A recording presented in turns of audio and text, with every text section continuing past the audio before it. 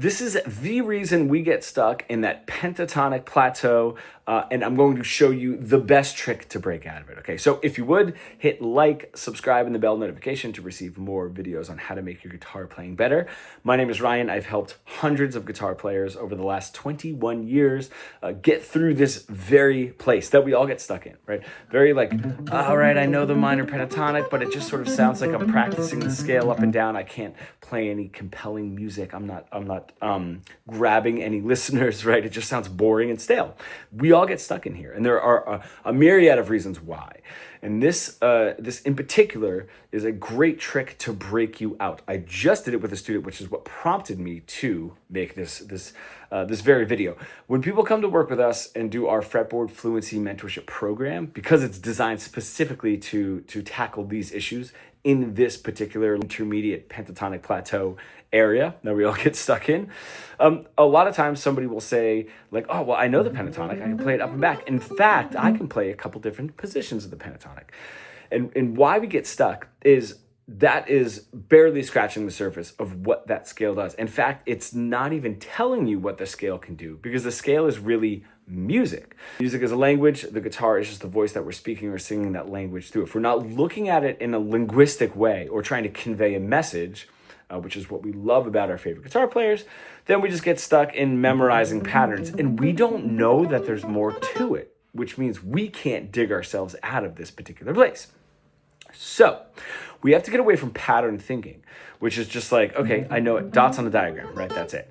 And we need to get more into musical thinking.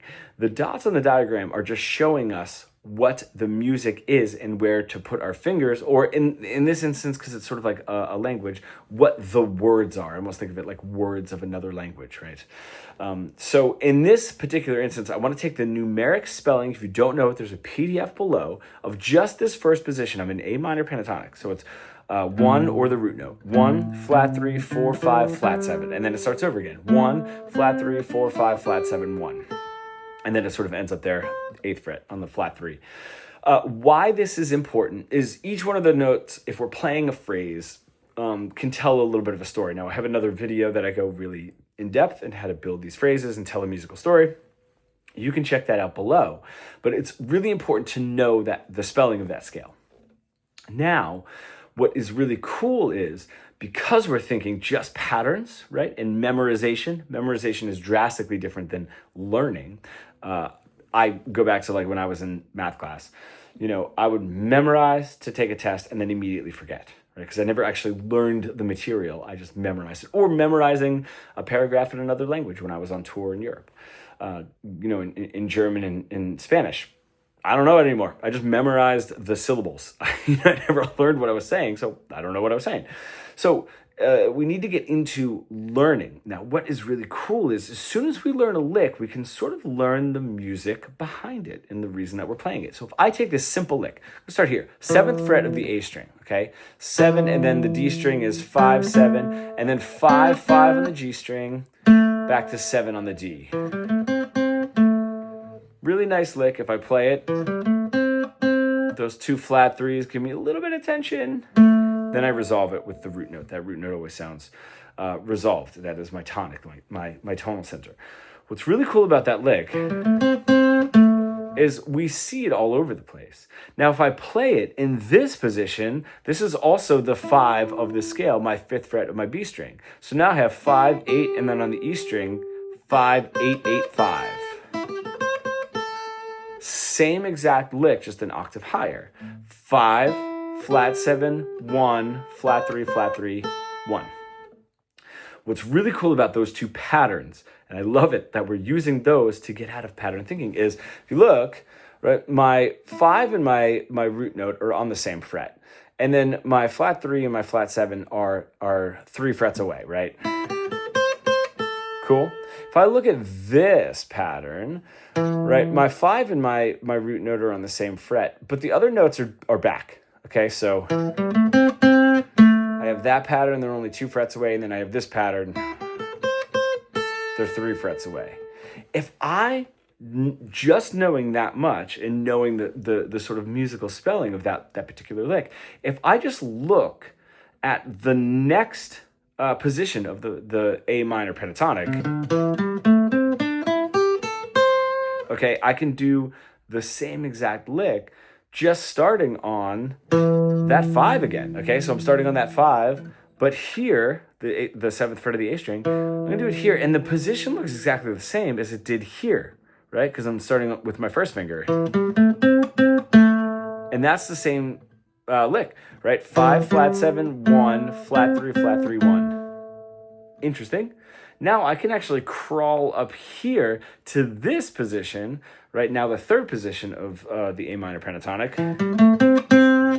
That looks just like this one. This looks just like this one.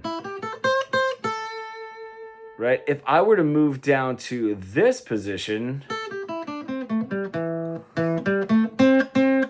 my A minor pentatonic, right, which would be my 5th position of the A minor pentatonic before I get back into the 1st position, it looks exactly the same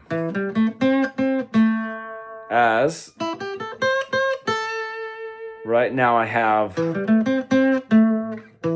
I'm just starting on the 5th, and even here, now the relationship between the G and the B string are always going to be a little bit different. So that one, if I start here on the 14th fret of my D string, which is my 5 of the A minor pentatonic, right? But that relationship between the G and the B is a little different. That's the same thing here. If I sort of play in this 2nd position, which we do all the time, if I play it here, perfect, right? It looks the same, but the relationship between the G and the B are a little bit different. But other than that, the positions look exactly the same.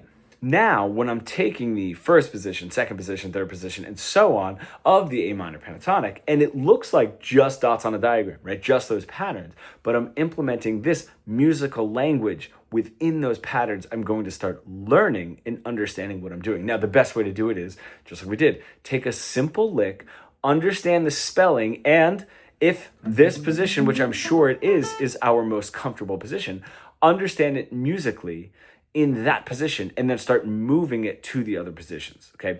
Now, the best way to do it is if I go to the position below and the position above, so back to 5th position of the A minor pentatonic and up to the 2nd position of the A minor pentatonic, just like I did here. All I did here was just start on the 5th, go up the notes of the minor pentatonic, right, and then end on the root note, right? So I'm just starting on the 5th, but I'm starting on literally the exact same note, the 7th fret of the A string. So when I'm doing that, I can just follow that pattern and then start saying, oh, that's the same as this. You know?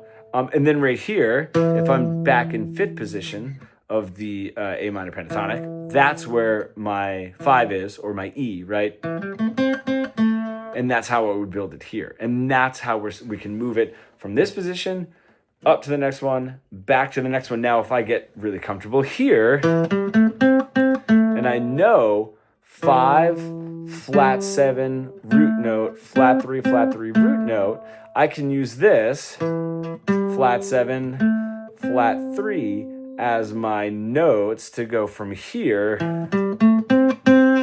right, 5, flat 7, just like it was right here, right, root note, flat 3, just like it was. And then we can keep growing up. That is my root note. That's my 5. I can get up to this position. Then if I know here, 5, flat 7, 1, flat 3, 4, 5, there it is. Just going right up that 4th position of the A minor pentatonic and so on. And that's how we can do it. And that becomes way more beneficial than just sort of up and down this position, up and down this position, and so on, because that is where we're memorizing, and this is where we're implementing a musical language into those positions, and not just memorizing it. We're actually learning it and learning how to speak the language that we would like to. As I said, this is a very typical place for guitar players to get into. I've been teaching hundreds of guitar players how to break out of this intermediate pentatonic plateau. If you would like a free training, I do have that link in the description below. Or if you feel like you're ready for our Fretboard Fluency mentorship program and you want to bridge the gap between your creative ideas and what you're able to play, becoming fully fretboard fluent, you can comment pro below and I will reach out. Thank you so much.